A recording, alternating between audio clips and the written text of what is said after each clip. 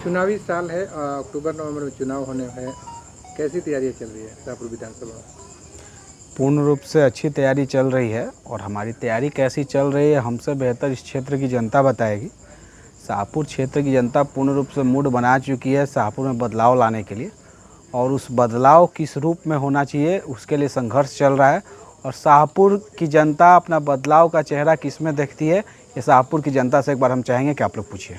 जहां आप बदलाव की बात कर रहे वहीं राजद के विधायक है राहुल तिवारी, उनका दावा है कि करोड़ों का विकास किया शाहपुर विधानसभा में, तो जनता कैसे बदलाव करेगी? तो ये दावा उनका न है, ये विकास हुआ रहता तो शाहपुर क्षेत्र की जनता बदलाव के लिए इतना बेचैन नहीं रहती। और कितना काम किए हैं नहीं किए हैं ये तो खैर धरती पर दिख नहीं रहा है, लेकिन हाँ एक बात ज़रूरी है कि कितना % वो कमीशन लेते हैं इसका ज्ञान है। सभी जो ठेकेदार इस क्षेत्र में काम करते हैं सबके मुंह से ये बात निकल रही है और ये आम चर्चा का विषय बना हुआ है कि शाहपुर विधायक जी का रेट कितना चल रहा है कमीशन में।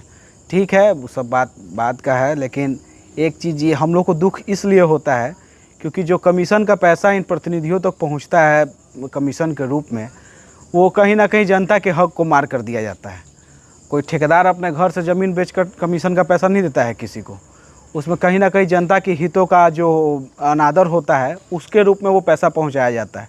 जनता के साथ जो धोखा किया जा रहा है, इसीलिए जनता चाहती है इस पर बदलाव करने के लिए। और हम लोग एक बार इस जो सत्ता परिवर्तन एक बार शाहपुर में उसको कर लें, उसके बाद से एक एक चीज़ का हिसाब होगा। जितना पैसा विधायक जी शाहपुर की जनता का खा रहे हैं कमीशन के रूप में, एक एक पैसा उनसे वसूला जाएगा और जनता के पास उसको शुद्ध सबूत पहुँचाया जाएगा।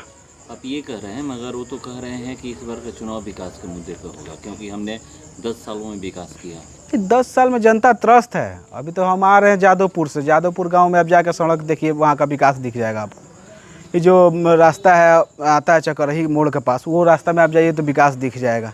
ऐसे अनेक गांव हैं, बहुत से ऐसे गांव हैं जहाँ पर अब बरसात तो मैंने पहले ही कहा था शुरू हो गया है, आप वहाँ पर सही पैदल भी चलने योग्य नहीं है, गाड़ी को तो छोड़ दिया जाए।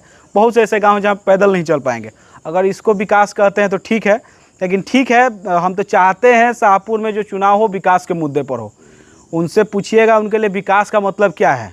आज़ाद हुए हमारे देश को कितने वर्ष हो गए, आज के भी डेट में क्षेत्र की जनता नली और गली के लिए संघर्ष कर रही है। इसको अगर विकास कहते हैं तो उनके लिए वो विकास मुबारक हो, लेकिन हम लोग के लिए विकास उस दिन होगा सही मायने में जब यहाँ के बच्चों को, क्षेत्र के जो बच्चे हैं, जो युवा हैं, जो देश के भविष्य होंगे आगे चलकर, उनको क्वालिटी एजुकेशन मिले।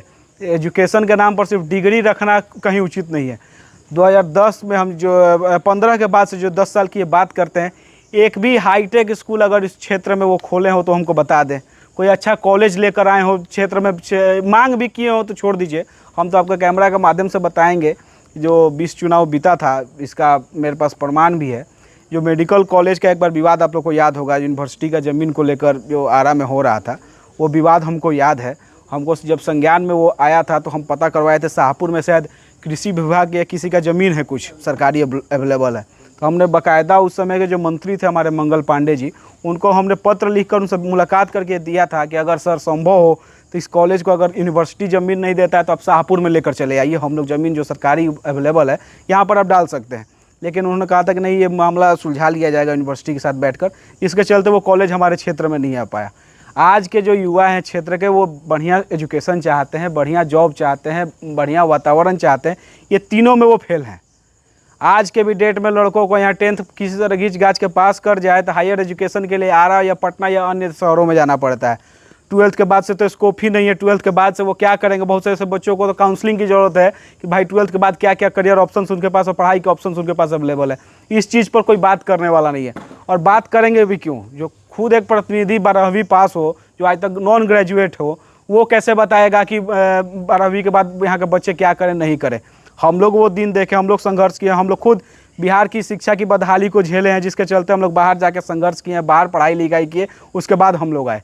अपने बच्चे को पढ़ाएंगे ले जाकर बाहर के कॉन्वेंट स्कूल और कॉलेजेस में, और बिहार के बच्चों को यहीं सड़े हुए जो कॉलेजेस हैं, जो ठीक से अगर कोई भी माता पिता, अगर स्थिति ऐसी है शिक्षा की शाहपुर क्षेत्र में खास कर मैं बात करूं, अगर कोई भी माता पिता अगर थोड़ा सा भी सक्षम है, सामान्य कैटेगरी से हल्का सा भी अपने आप को ऊपर महसूस करता है, तो अपने बच्चों को बाहर भेजना उचित समझता है, ना कि यहाँ के सड़े हुए स्कूलों में भेजना उचित समझता है।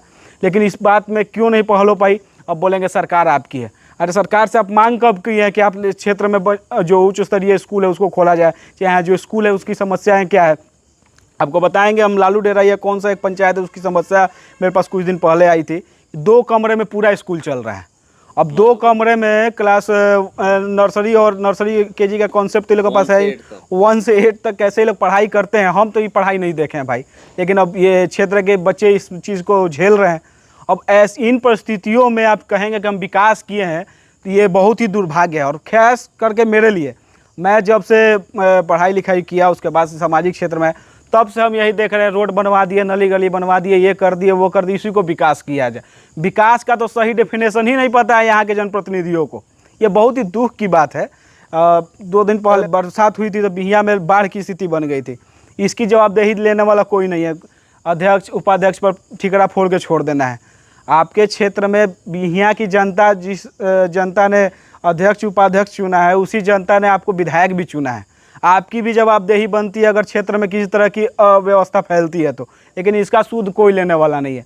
खूब होगा तो क्या, तो रोड बनवा दिए, नली गली बनवा दिए, उसमें कितना कमीशन लिए वो नहीं बताएंगे। उससे भी ज़्यादा खुश होंगे तो अब उनको याद आने लगेंगे वो लालू डेरा वाला कौन देखो जादव जी का हत्या हुआ तो वो उनको याद आने लगता है। यह इन्हीं सब चीज़ों में शाहपुर क्षेत्र की जनता को ये लोग उलझा कर रखे हैं। कभी ये सोचे हैं कि क्षेत्र की जो गरीब बच्चे हैं, ठीक है जो अमीर हैं तो अपने बच्चा को किसी तरह पढ़ा ले रहे हैं, जो क्षेत्र के जो गरीब बच्चे हैं जो गांव घर में आज भी रहते हैं, उनके लिए आर पटना जाना भी एक बड़ी अचीवमेंट है। उनके बच्चे गांव घर में कैसे पढ़ रहे हैं? है हिम्मत, विधायक जी को हिम्मत है कि अपने बच्चों को यहाँ का सरकारी स्कूल में पढ़वा देंगे, दाखिला करवा देंगे? अपने बच्चे मंत्री का बेटा है तो ठीक है, आपको सुख सुविधा मिल रहा है, बाहर जाकर पढ़िएगा। यहाँ का जो गरीब जनता है उनका बाल बच्चा कहाँ पढ़ेगा? उसके लिए हायर एजुकेशन के लिए क्या व्यवस्था है शाहपुर में? लेकिन कहते हैं ना वो कि डिग्री कॉलेज बनना था, जगदीशपुर में बन रहा था, उसको हम लाए शाहपुर में, जो वहाँ पर गौतम नगर है वो बना हुआ है डिग्री कॉलेज। देखिए हमने पहले ही कहा, खाली डिग्री लेना मतलब just because I have degree I am educated, this is completely wrong. ऐसा नहीं है कि हम डिग्री हासिल कर लिए तो हम बहुत ज़्यादा एजुकेटेड हो गए। हमने पहले ही शुरू में कहा क्वालिटी एजुकेशन की बात हमने की। क्वालिटी कितनी हो, जो आप शिक्षा ग्रहण कर उसमें कितनी बड़ी क्वालिटी है उसकी ज़रूरत है। हम तो पूछ रहे हैं, ठीक है भाई वो डिग्री कॉलेज यहाँ खुलवा दिए हैं, अब हम उनसे पूछना चाहेंगे वो अपना बाल बच्चा का उसमें एडमिशन करवाएंगे? अपने बाल बच्चों को उसमें पढ़ाना उचित समझेंगे? अगर इतनी ही बढ़िया कॉलेज खोले थे तो कहाँ अपना बाल बच्चा को ले जाकर पुणे और अन्य शहरों में पढ़ाते हैं?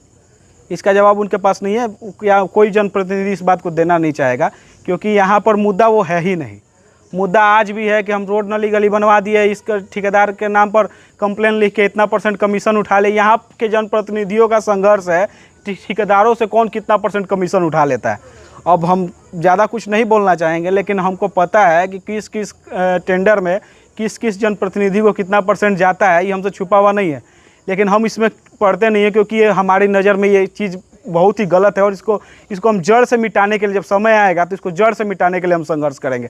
लेकिन ठीक है, अभी परिस्थितियों की मार शाहपुर की जनता झेल रही है, और शाहपुर की जनता ये मूड बना चुकी है इन सब चीज़ों को जड़ से मिटाना है।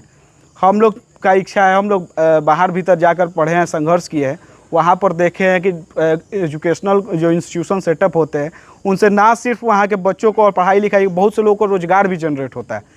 इस संदर्भ में कोई ध्यान ही नहीं है। आज भी वही है कि ये कर दिए वो कर दिए।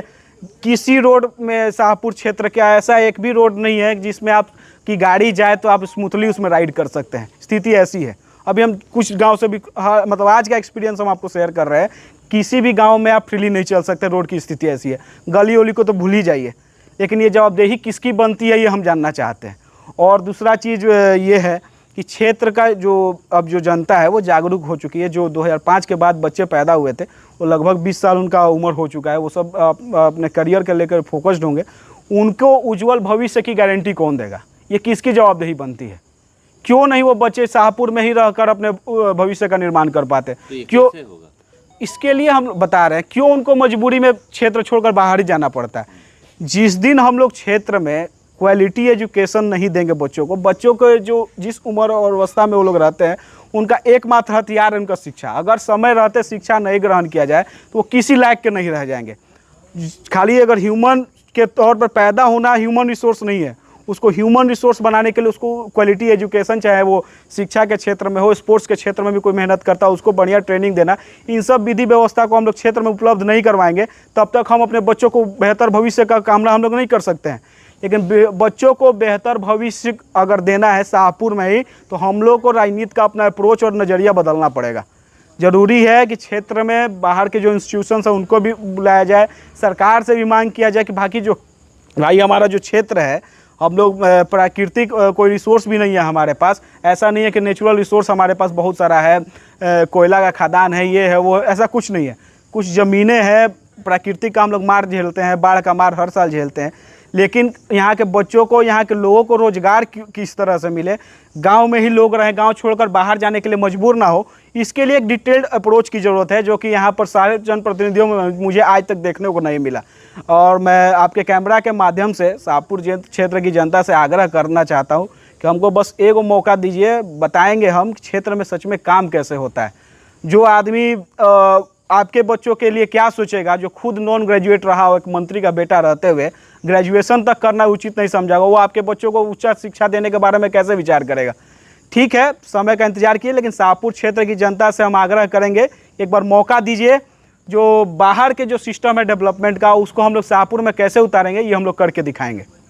आप एक तरफ कह रहे हैं कि शाहपुर में जब सत्ता परिवर्तन होगा, जो भी विकास किए हुए विधायक जी उसका हिसाब होगा। वहीं विधायक जी कहते हैं कि 2005 से 15 तक जितना विकास हुआ है और विकास में जितने भी धांधली हुए हैं, अगर हमारी सरकार आती है तो सबका जांच करवाएंगे।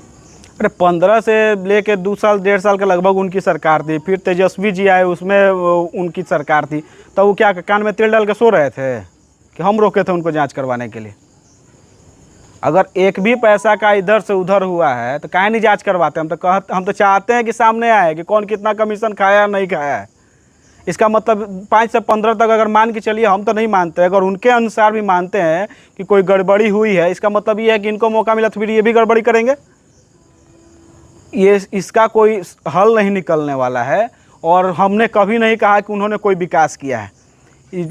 अपना फंड में कैसे अपना हिस्सा कमीशन बनाने के लिए तरह तरह का जाली योजना दे के क्षेत्र में लोगों को भ्रमित करना है और ठेकेदारों के साथ सेटिंग करके अपना कमीशन कमाना है, इसी में ये लगे हुए हैं। और रोड, नली, गली, ये जनता का बेसिक अधिकार, इसको कोई छीन नहीं सकता है। इसको कोई कर रहा है तो जनता पे कोई उपकार नहीं कर रहा है। लेकिन यहाँ की जनता को हम उस लायक बनाएं कि विश्व के किसी भी कोना में जाएं तो अपने हक अधिकार के लिए अपने आत्मबल के बल पर लड़ पाएं। वो उस दिन, जिस दिन ये सब होने लगेगा, इस क्षेत्र में उस तरह की बातें होने लगी, इस क्षेत्र के युवा इतना आत्मबल के साथ आगे बढ़ने लगे, उस दिन हम मानेंगे कि सही मायने में क्षेत्र में विकास हो रहा है।